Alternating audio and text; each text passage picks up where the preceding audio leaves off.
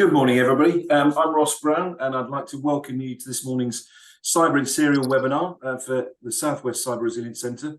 For those in the audience who haven't already joined us, membership is free and easy. Just go to our website, www.swcrc.co.uk, and complete the application. Really is that simple. You'll then benefit from our customer journey, monthly newsletter, as well as podcasts and webinars such as this. Please feel free to drop questions in the chat or ask them live in the Q&A session at the end of Mark's presentation this morning. And can you also please now make sure that you're on mute? Thanks so much. Right, so we're joined today by Mark Faithfull, who's the CEO for Cool Waters Cybersecurity, based here in the southwest of England. Mark is also the founder and lead consultant for Cyber Coach, as well as being a recommended keynote speaker.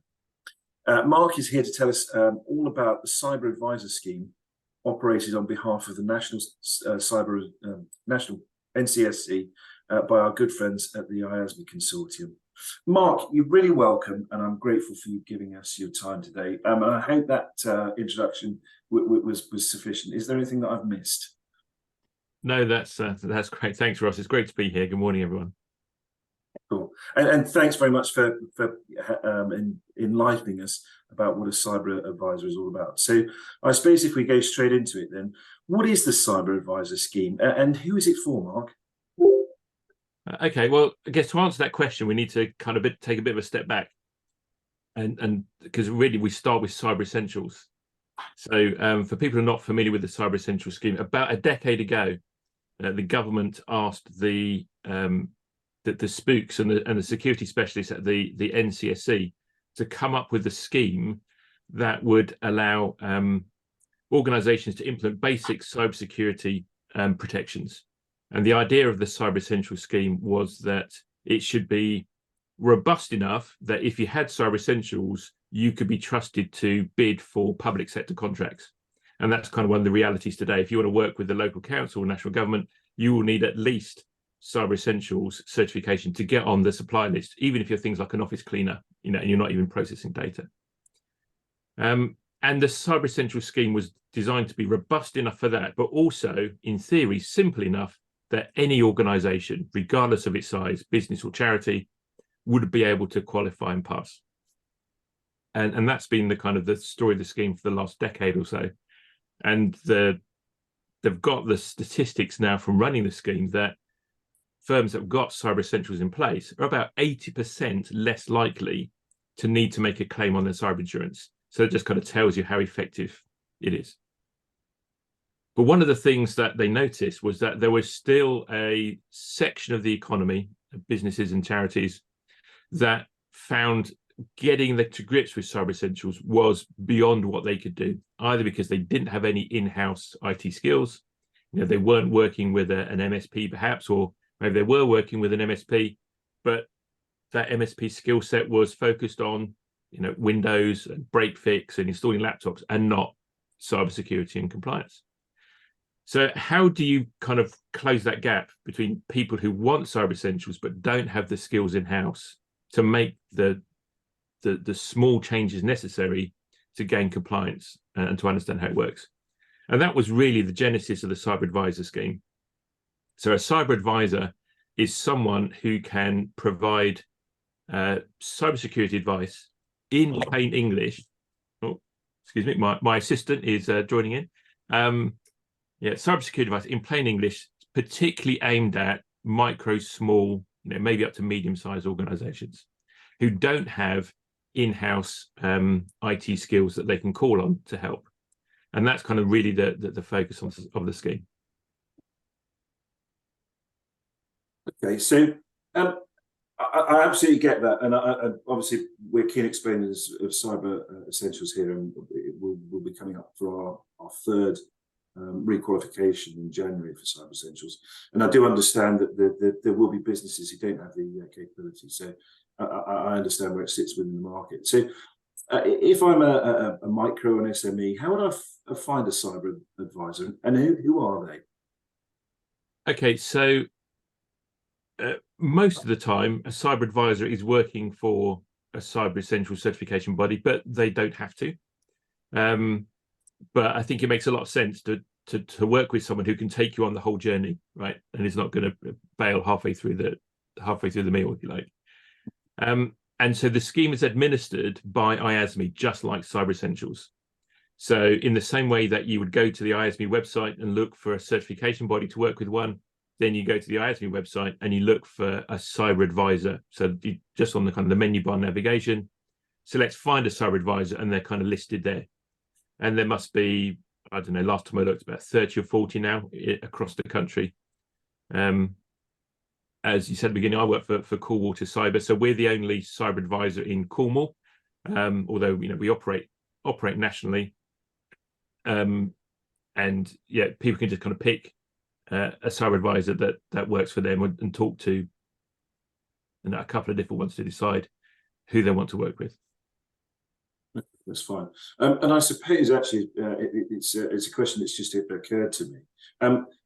We obviously mentioned that the fact that some people can't afford to qualify for Cyber Essentials.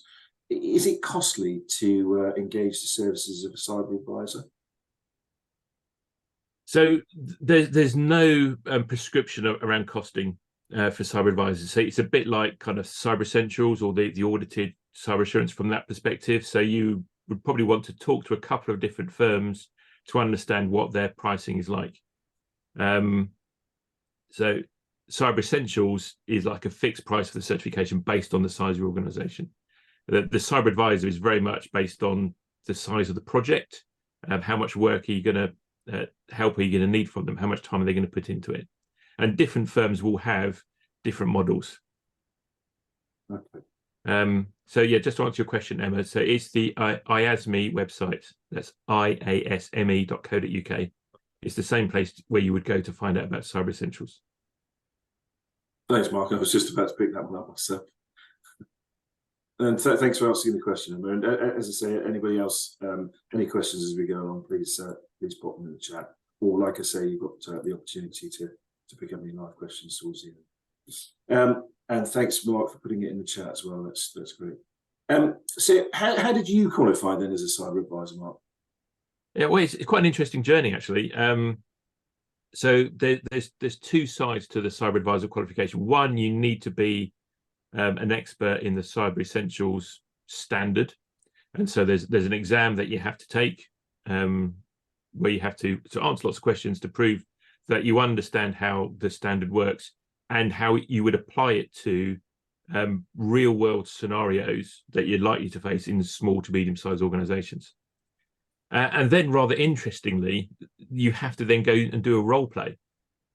So the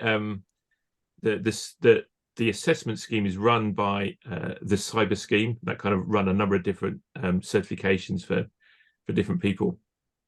And so you basically go into a room with an assessor who plays the part of a business owner that is great at running the business but doesn't really have any expertise in IT. And then you have to guide them through a scenario in plain English, not using any jargon. Every time you use an acronym, you lose a point, kind of thing. And in just, they just assess your ability to speak in plain English to people who are not cybersecurity experts and give them practical, pragmatic advice. So it's not about, quoting paragraph this of the standard, or trying to tell people that they need to do something that doesn't make commercial sense for their business or isn't practical for their organization. So that's kind of, I think, one of the keys. And in the world of cybersecurity, you're always doing exams and getting new certificates for the world. That's the kind of the nature of it. But I must say, going through that process, I thought it was the most useful, real world applicable assessment I've ever been through, because it was not about quoting the standard. It was about applying it to real world situations that businesses in the UK would face. Yeah, and I think that's really important, and certainly it seems to be the message coming out of IASME, whether it be for cyber advisors or Cyber Essentials. They try and make it accessible to real world businesses who, as you say, don't necessarily have that expertise and that sort of tech knowledge to carry the thing through. So yeah, I mean, I think it's a great scheme. So we found out how you qualify as a cyber advisor, and interesting to see how they role played you. It must have been. It was quite fun. Yeah, you just have to get your head in the game and kind of go with it. Yeah, but again, bringing out those really important bits that you're not using tech or jargon or whatever else to explain things, and very often that's the thing that intimidates people, isn't it? Yeah, for sure. And it's they also kind of make make sure there's a non-judgmental attitude. I mean, that's kind of the way that we would roll anyway. But just to make sure there's no kind of, you're doing what? Dear, you don't want to make people feel bad. That you can't use monkey as your password, type of thing. So there's none of that going on. Because at the end of the day, you don't know what you don't know. You're talking to people; they're experts in what they do, run their business. And so you can't make people feel bad that they're not experts in what you do. That's kind of the point. That's why you bring in external experts like accountants and whatever to help you run your business, isn't it? Of course it is. No. So how does the cyber advisor scheme work then? I guess, I'm going to contact you through the IASME website. What happens next? So if you're looking for a cyber advisor, what I'd recommend is that you would pick 2 or 3 to talk to, because they would all do it in their own way, and just explain a little bit about your business and what you're looking to achieve. You don't have to be going for cyber essentials. You can just ask for general advice. But my recommendation would be, if you're doing that work on your cybersecurity as a business, you might as well get a certificate on the wall, get that £25,000 worth of free cyber insurance, and have something to show that your customers, potential customers, will value. So I think it makes sense to go that last extra mile. So the way that we do it at Coolwaters, for example, is that we wrap it into a subscription service. So for a micro business, for example, that we have a scheme where we would charge £97 a month for a year and provide that cyber advisor service. So within the first couple of months, we would get the business cyber essentials certified, and then provide ongoing cybersecurity help and advice for the rest of the year. Now, other firms will have different approaches. If you want someone to come on site and go kind of hands-on with your equipment, obviously that will be more expensive than a project where people can work remotely. So the scheme is not at all prescriptive. It's about defining a standard of performance for the cyber advisors, and then for every customer engagement, it's completely customized to what that business wants and needs. Oh, cool. So I certainly like the idea how it sort of leads into cyber essentials, and like you say, to get that certification and the sort of added bonus of £25,000 worth of cybersecurity by becoming cyber essentials certified makes absolute sense. But like you say, there's no imperative, if you like, for you to sort of, once you've spoken to cyber advisor, to go on that journey into cyber essentials. It can be a destination in itself, essentially. Yeah, and of course you can take it beyond it. So you could work with a cyber advisor and move on to Cyber Essentials Plus if it makes sense for you as a business, or one of the other IASME certifications. So you go for cyber assurance, or even cyber assurance level 2. So depending on what the drivers are in your business, what your customers and potential customers are asking for, because the reality is the vast majority of people we speak to, for them, it's as much a compliance-based exercise as it is a protect my business-based exercise. And when I say compliance-based exercise, it's because the customers they want to work with are saying, you must have these certificates on the wall in order to get on our supplier list. And so, although the cyber nerd in me wants people to wake up and say, oh, I want to improve my cybersecurity, let's do this. The commercial reality is, for most organizations, they're doing it because they want to grow their business, which is a perfectly valid reason. And let's go for it. Sure.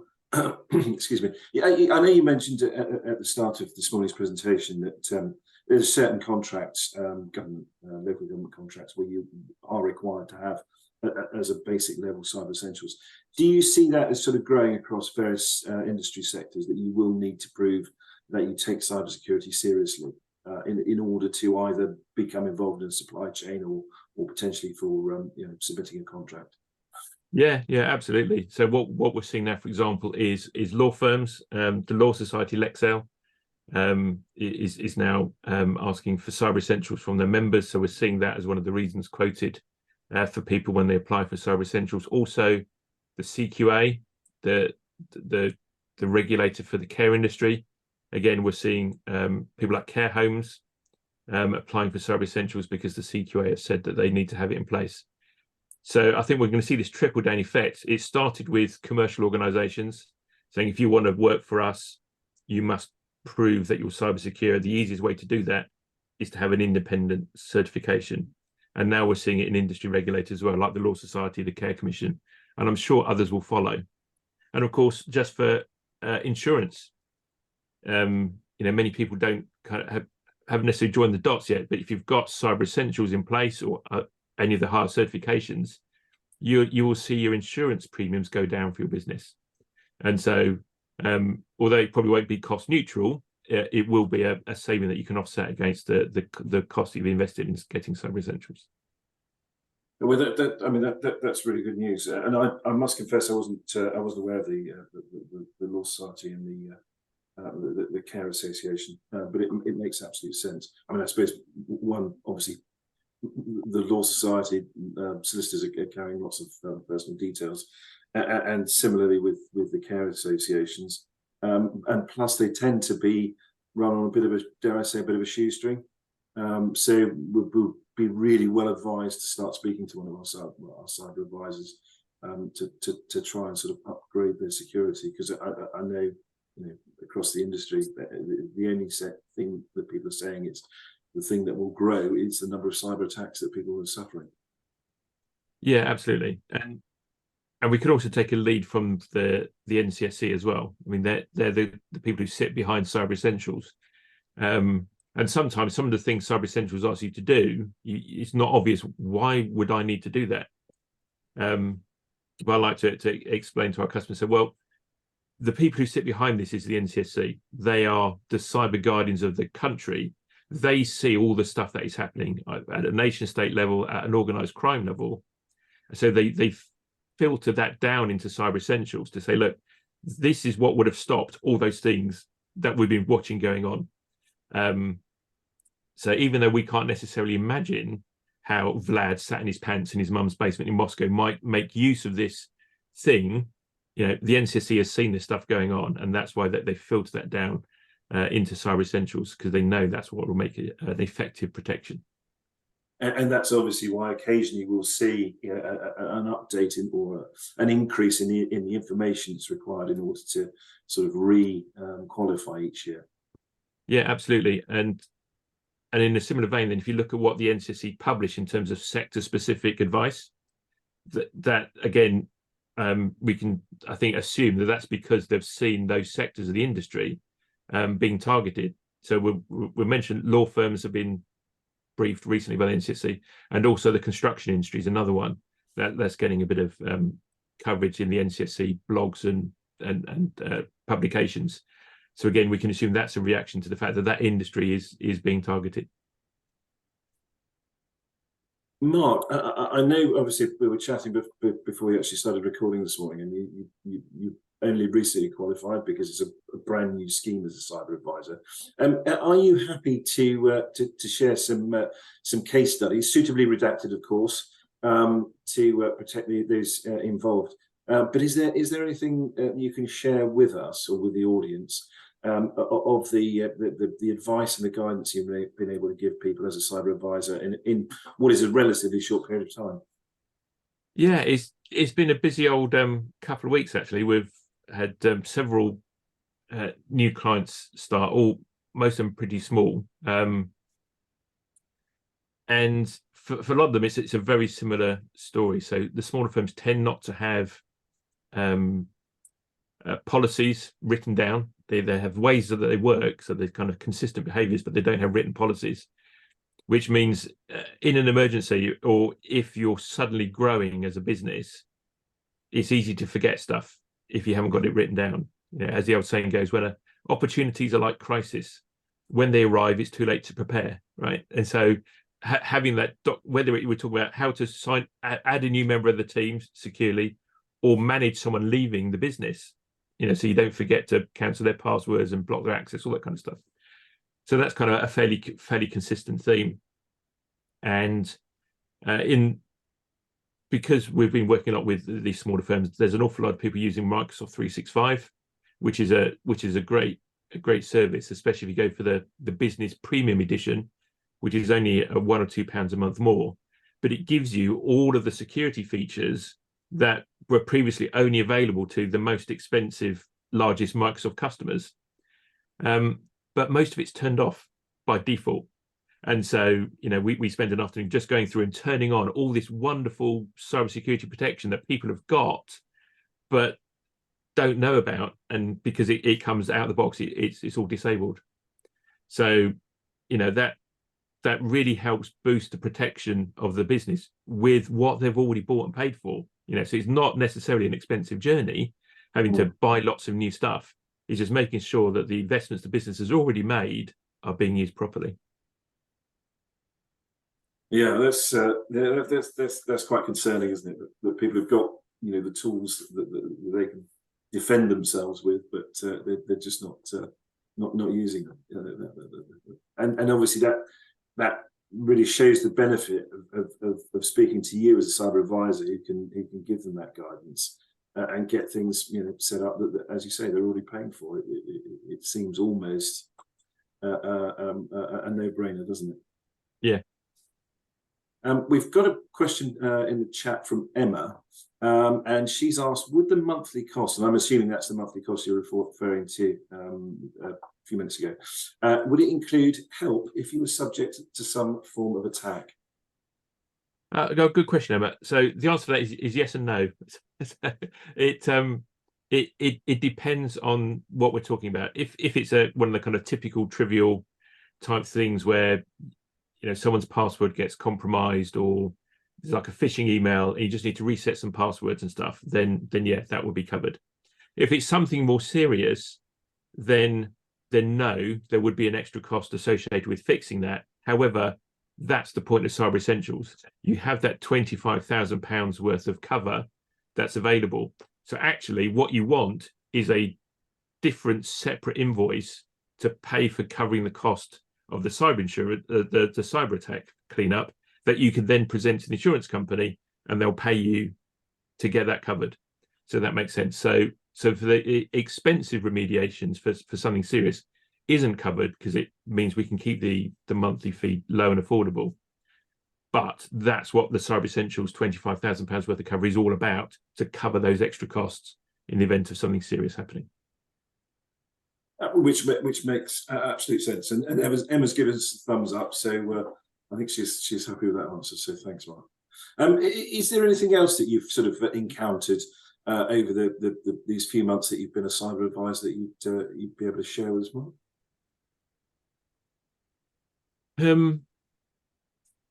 I think one of the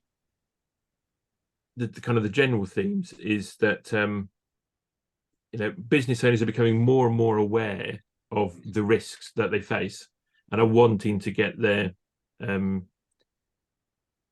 teams, their human firewall, if you like, the people to be cyber aware. It's one thing to have the laptops configured properly and the email system configured properly, but what you want is that your team that are working day to day, receiving these emails, surfing the web, doing their job, behaving securely. Which is why what we call security awareness training is quite important, and it's one of the things that Cyber Essentials talks about. How do you encourage your team to pick secure passwords, for example? How do they know what to do if they think their password is compromised, if they know how to change it, all that kind of stuff. So that's one of the things that we cover off. You mentioned in my introduction that we have another business called Cyber Coach, and that's what that does. That's that security awareness training, video based, human speaking to camera, not death by PowerPoint, but providing that practical kind of security awareness training in a way that hopefully makes sense. And as we're kind of running towards the end of time now, I know we need to jump into a little Q&A. So one of the key points that I like from our cyber coach is this little comparison. Passwords are like underpants. If you don't know someone well enough to show them your pants, you don't know them well enough to show them your passwords. What a marvelous analogy! I really like that.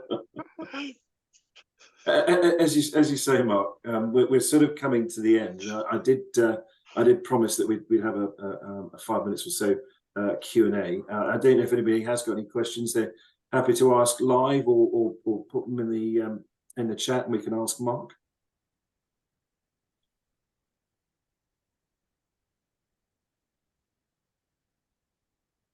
No, there doesn't seem to be anything coming through.